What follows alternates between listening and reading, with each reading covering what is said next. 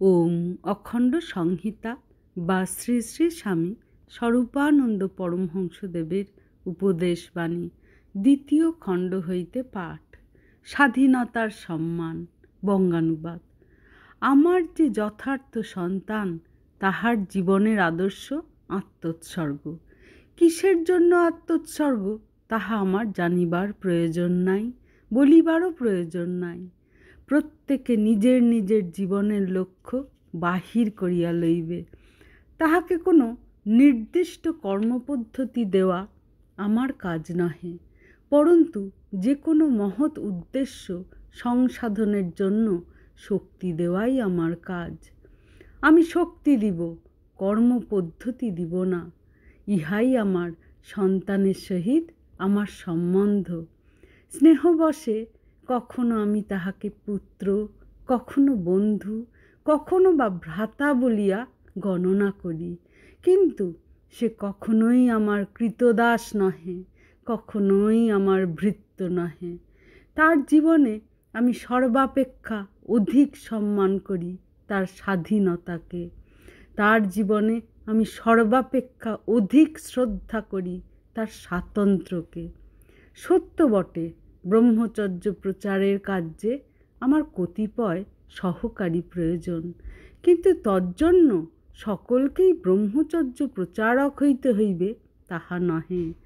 আমার সকল সন্তানই চিন্তার বা শিক্ষার সমান স্তরে বাস করে না। সকলেরই মতামতে বিভিন্নতা আছে, শক্তি সামর্থ্যে পার্থক্য আছে। প্রত্যেকেই স্বকীয় অনুসন্ধানের দ্বারা নিজের কর্মপন্থা স্থির করিয়া লউক। সমাজের সেবক এবং কর্মীরূপে আমি যে কর্মপথটি যত্নপূর্বক পরিহার করিয়াছি, আমার কোনো সন্তান যদি সেই পথটিই গ্রহণ করে, তাহা হইলে তজ্জন্যে আমি বিন্দুমাত্র উদ্বিগ্ন নহি। তাহার জীবনে আধ্যাত্মিক সাধনার আলোক জ্বালাইবার ব্যাপারে ভগবান কর্তৃক আমি যন্ত্ররূপে ব্যবহৃত হইয়াছি বলিয়াই যে কর্মীরূপে আমি যে পথ ধরিয়াছি, তাহাকেও কর্মীরূপে সেই পথই ধরিতে হইবে এমন কোনো কথা হইতে পারে না। সে নিজের পথেই উন্নত হোক, সে নিজে সংস্কারোচিত পথে চলিয়াই তাহার মনুষ্যত্বের বিকাশ সাধন করুক। যে কোনো কর্মপদ্ধতির সে অনুসরণ করুক, আপত্তি দেখি না।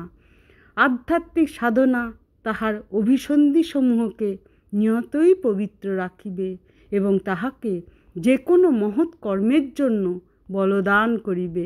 আমার সঙ্গে কাজ করা তাহার পক্ষে সুবিধাজনক নাও হইতে পারে, আমার সঙ্গে পথ চলিতে সমর্থ সে নাও হইতে পারে, রুচিরও পার্থক্য হইতে পারে।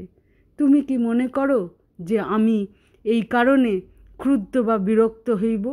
না, কখনো না।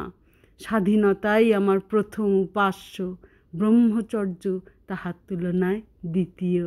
জয় গুরু।